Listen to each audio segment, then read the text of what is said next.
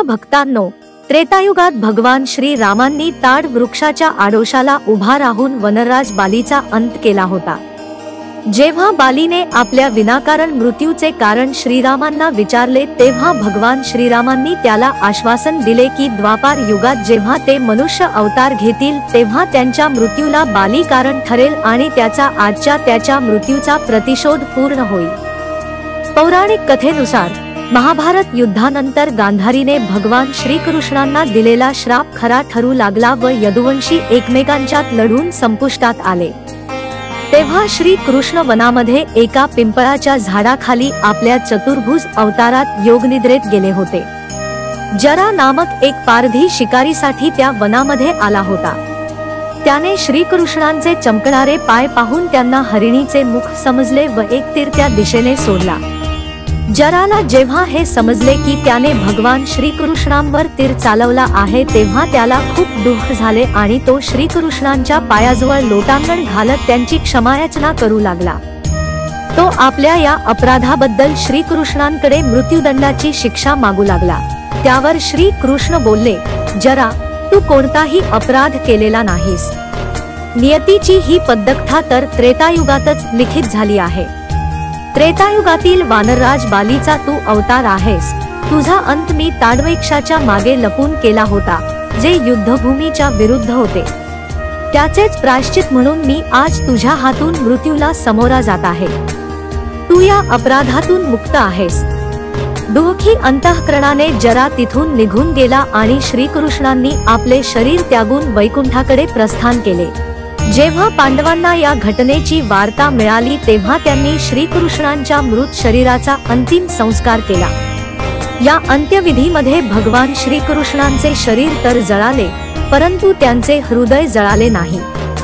हे जीवित हृदय पांडवांनी एका लाकडाच्या ओंडक्यामध्ये घातले व तो लाकडाचा ओंडका समुद्रात प्रवाहित केला। हा लाकडाचा ओंडका वाहत जाऊन पुरीच्या समुद्रतटावर जाऊन पोहोचला।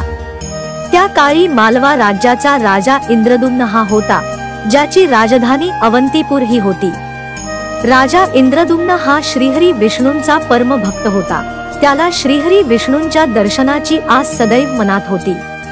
एका रात्री श्रीहरी विष्णू त्याच्या स्वप्नात आले आणि त्यांनी त्याला उपदेश केला, हे राजन, पुरीच्या समुद्र तटावर जा। तुला तिथे एक लाकडाचा ओंडका दिसेल। त्या लाकडापासून तू मूर्ती बनवून एका भव्य मंदिराची स्थापना कर। राजा इंद्रद्युम्न श्रीहरींच्या आदेशाचे पालन करत पुरीच्या समुद्र तटावर जाऊन पोहोचला। त्याला तो लाकडाचा ओंडका दिसला।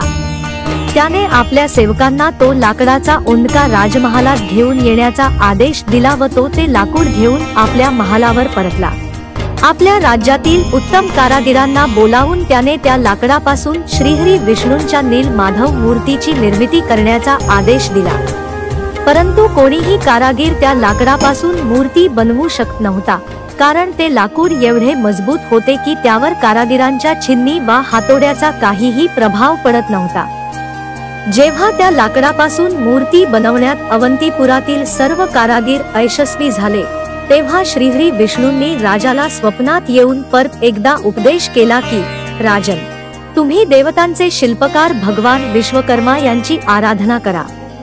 तेच तुम्हाला तुमच्या या कार्यात मदत करतील। श्रीहरी विष्णूंच्या आदेशानुसार राजा इंद्रद्युम्नने भगवान विश्वकर्मा यांची आराधना सुरू केली। राजाच्या या भक्तीवर प्रसन्न होत भगवान विश्वकर्मा त्याच्यासमोर एका वृद्ध शिल्पकाराच्या रूपात अवतरित झाले आणि त्याला बोलले, हे राजन, मी ऐकले आहे की तुला एका लाकडापासून मूर्ती बनवायची आहे। त्यावर राजा बोलला, हो, मला बनवायची आहे। तुम्ही बनवू शकता का मूर्ती? त्यावर भगवान विश्वकर्मा बोलले, मी अवश्य बनवेल मूर्ती, परंतु माझी एक अट आहे। त्यावर राजा बोलला, सांगा काय अट आहे तुमची? विश्वकर्मा बोलले, भगवान विष्णूंची नील माधव मूर्ती बनवण्यासाठी मला 21 दिवसांचा अवधी लागेल, परंतु या 21 दिवसात कोणी माझ्या कार्यात अडथळा आणला तर मी हे कार्य आहे तिथेच सोडून निघून जाईल। राजा इंद्रद्युम्न बोलला, मला मान्य आहे तुमची ही अट, कृपा करून तुम्ही त्वरित मूर्ती निर्माण कार्य चालू करा। राजाकडून आज्ञा घेत भगवान विश्वकर्मा मूर्ती निर्माण कक्षात गेले। त्यांनी त्या कक्षाचे द्वार बंद केले आणि आपले मूर्ती निर्माण करण्याचे कार्य प्रारंभ केले। त्या कक्षातून छन्नी, हातोडी व आरी इत्यादी अवजारांचे आवाज बाहेर येऊ लागले। अशा प्रकारे दिवस जात होते। मूर्ती निर्मितीच्या 15व्या दिवशी राणी गुंडीच्या मूर्ती निर्माण कक्षाजवळून जात होती। तेव्हा तिला आतून येणारे आवाज बंद झाल्याचे लक्षात आले आणि ती चिंतित झाली। ती त्वरित राजा इंद्रद्युम्न जवळ गेली आणि बोलली, हे राजन, मूर्तिनिर्माण कक्षातून येणारे सर्व आवाज बंद झाले आहेत। त्या वयस्कर शिल्पीचे तहान भुकेने काय बरे वाईट तर झाले नसेल ना? आपण द्वार उघडून पाहूया, नाहीतर विनाकारण आपल्याला हत्येचे पाप लागेल। त्यावर राजा बोलला, परंतु त्या वृद्ध शिल्पीने मला स्वतःहून सांगितले आहे की द्वार 21 दिवस उघडायचे नाही म्हणून। चिंतित असणारी राणी राजाचे काहीही ऐकायला तयार नव्हती। त्यामुळे राजाने आपल्या सेवकांना बोलावून त्या मूर्ती निर्माण कक्षाचे द्वार उघडण्याचा आदेश दिला। राजा व सेवकांनी मिळून त्या कक्षाचे द्वार उघडताच भगवान विश्वकर्मांनी त्या लाकडासोबत असणारे श्री कृष्णांचे हृदय नील माधवांच्या मूर्तीत स्थापित केले आणि तिथून अंतर्धान पावले आणि मागे 3 अर्धनिर्मित मूर्ती ठेवून गेले। आपण द्वार उघडून त्या शिल्पीची अट्ट मोडली आणि त्यामुळे मूर्त्यांची निर्मिती अर्ध्यावर राहिली या विचाराने राजा इंद्रद्युम्न दुःखी झाला। या कारणामुळे भगवान जगन्नाथांच्या मूर्तीचे हात व पाय अर्धवट बनवले गेलेले आपल्याला आजही पाहायला मिळतात। जेव्हा राजाने मूर्तीला जवळ जाऊन पाहिले तर त्याला मूर्तीमधून भगवान श्रीकृष्णांच्या धडकणाऱ्या हृदयाचा आवाज येऊ लागला। राजा इंद्रद्युम्ने श्रीहरी विष्णूंच्या आदेशाचे पालन करत त्या मूर्तींची प्रतिष्ठापना केली, जे मंदिर आज जगन्नाथ धाम म्हणून प्रसिद्ध आहे। या मंदिरात भगवान जगन्नाथ, बलभद्र आणि सुभद्रा या 3 मूर्त्या स्थापित आहेत, ज्या दर 12 वर्षांनी बदलल्या जातात। या पूजा प्रक्रियेला 9 कलेवर असे संबोधित केले जाते। जेव्हा या मूर्त्या बदलल्या जात असतात तेव्हा त्या मूर्तीमधून ब्रह्मपदार्थ काढून नवीन मूर्तीमध्ये स्थापित केला जातो। हा ब्रह्मपदार्थ म्हणजे श्रीकृष्णांचे जिवंत हृदय। जेव्हा हा ब्रह्मपदार्थ हातात घेतला जातो तेव्हा तो धडधडत असल्याचे जाणवते असे मंदिरातील पुजाऱ्यांचे मत आहे।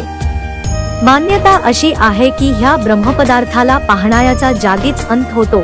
त्यामुळे 9 कलेवर विधीच्या वेळी पुजारी आपल्या डोळ्यावर पट्टी आणि हातात हात मोजे घालतात। या विधीवेळी शहरातील सर्व विद्युत संपर्क खंडित केला जातो। प्रतिवर्षी भगवान जगन्नाथ, बलभद्र आणि सुभद्रा यांची रथयात्रा मोठ्या उत्साहात पार पडते। या उत्सवात केवळ देशभरातीलच नाही तर जगभरातील सर्व भाविक भक्त मोठ्या श्रद्धेने आणि उत्साहाने सहभागी होत असतात। तुम्हाला ही कथा आवडली असेल तर नक्की लाईक करा आणि तुमच्या प्रियजनांपर्यंत ही कथा शेअर करा। धन्यवाद।